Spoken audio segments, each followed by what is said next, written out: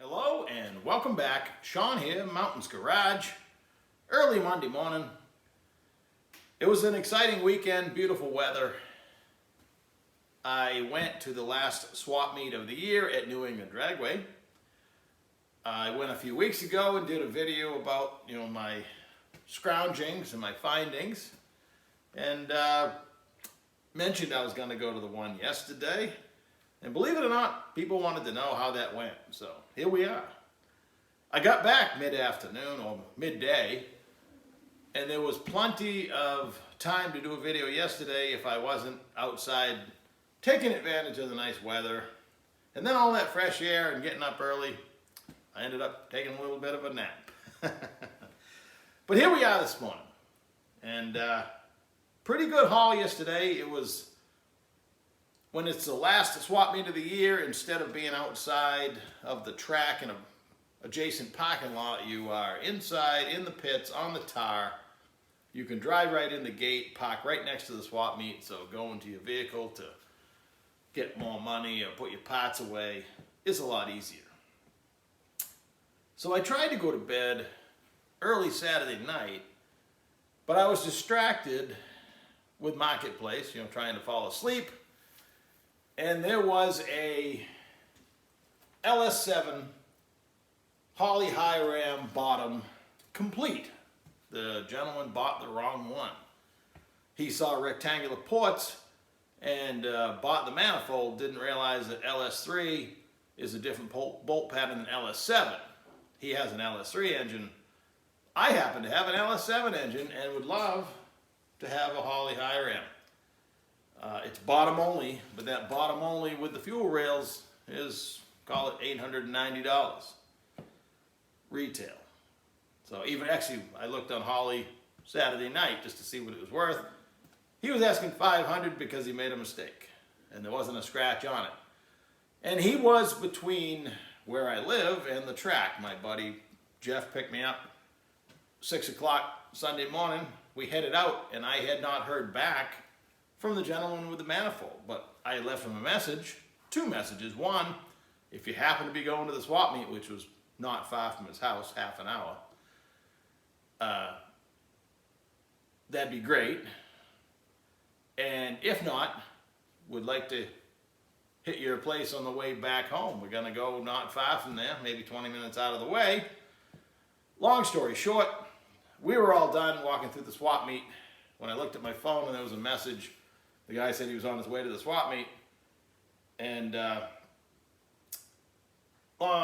again, long story short, he thought ahead, even though we hadn't communicated. Actually, his girlfriend said, "Hey, you should bring the manifold with you," and it worked out. So, now I have a Higham for my dot block 440 cubic inch engine, and I need to come up with a top. I have a top on a Holly Cathedral Port mid-rise in black, so it would match. However, I believe the majority of the bolts go a different direction. The early Highams, they went up, and now they go down. So I'll have to figure that out.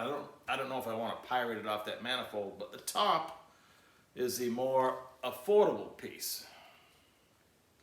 But the swap meet was bigger than it was a few weeks ago. Definitely more stuff, if you will, not necessarily car related. There's a lot of antiques and stuff like that, whereas the one a few weeks ago was 98% car parts. But either way, there was still a lot of good stuff. It was bigger, so it took a little bit longer to get around there, but it was on the tar, so I was pulling the wagon, and that actually went pretty easy. So one of the first stops is I was attracted to this set of strange double adjustable shocks that were brand new. They even got cute little baggies. And next to them was this set of AFCO, double adjustable.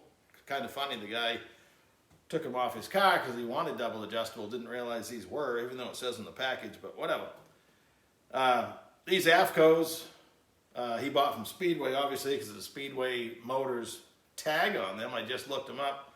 These are $489, call it $490 a piece. Didn't know that. That's what makes these an even greater deal. And these strange are $690 a piece. I paid. People always want to know numbers. $450 for some random springs and both sets of shocks. And the guy set the price. I think I maybe made a $50 lower offer. He said fine, and then he started knocking the price down on these if I'd take them all. So he didn't have a whole lot of stuff. And we looked for him before we left. A couple hours later, I think he was already gone. So everybody happy on that one. The Moroso fabricated LS valve covers, which go for, I haven't looked them up yet, but I already know most all LS valve covers are seemingly more than they should be. My buddy, Jeff, who I was with, picked him up and was looking at him, and he's a funny guy. He makes one offer, and that's it. There's no negotiating after that. So he offered, come to find out, $50. I thought he said 60 because the guy wanted 100. I'm just listening. And my buddy just walks off because he said nope, walked off. So I'm looking at him now, and my buddy said, you know, go ahead, I'm done. So he walked away to the next table. I'm looking at him. I said, well, I'll come back around. He says, yeah, okay, when you come back around, just make an offer. So just tell me what you want now. And he said $60, which I thought is what my buddy said. But so I bought him. I catch up with my buddy, and he says, nope, 50's it. When I get a number in my head, I'm done. So I bought him for $60. Next is the stock car throttle, gas pedal, kind of squeaky. I envisioned it, I'm building this 46 or 7 Ford truck cab that's chopped, putting it on basically a Model A frame is what it looks like. It's getting this motor. I don't know what transmission yet, but yeah, I'm gonna have to redo the firewall and everything else, and I love a mechanical throttle with a return for your foot in case the thing sticks. And probably incorporate that in there, $10. Can't beat it. The guy had made a lot of sales. I think he was happy to get $10 out of it. It's a How. They sell a lot of stock car stuff. Next table, more stock car stuff, but hidden was this little gem. The thermostat housing -16. Now, if you're gonna plumb your upper and lower radiator hoses in AN fittings in line, you have an option between -16 AN and -20. The price difference between a 16 and a 20 is astounding. And 16 is perfectly adequate. People run radiators all the way to the back with -16. So 20 is overkill and at least twice as expensive. So I was happy to find this in 16.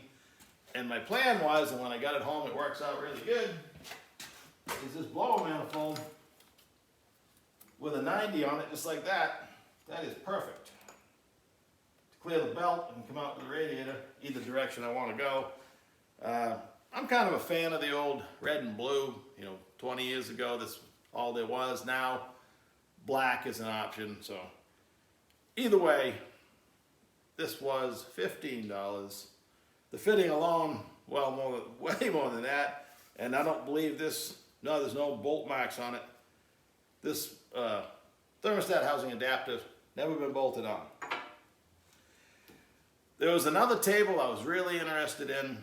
It was all machine tool stuff, and I love, that's a whole nother, you know, compartment in my mind, and I would have loved to have spent more time there, but at the time I was poking through things is when I finally got a hold of the Manifold guy and was trying to, he was on property at that point and trying to find him, so I had to cut my deal short, and then we just left and never went back. So I'm sure another time. It looks like he's a, you know, regular seller at a swap meet. So I found first, it's always frustrating when you're using a hole saw. Either the drill bit breaks or the holder is not good. This is a Starrett. Now, if you are into machine tool stuff, Starrett's about, you know, top of the food chain. I'm sure there's others, but Starrett is well loved, quality products. And I bought this beautiful Starrett, quick release, hole saw mandrel, carbon tip. The guy pointed out that says it's got green wax holding it, but that's a carbide tip pilot drill.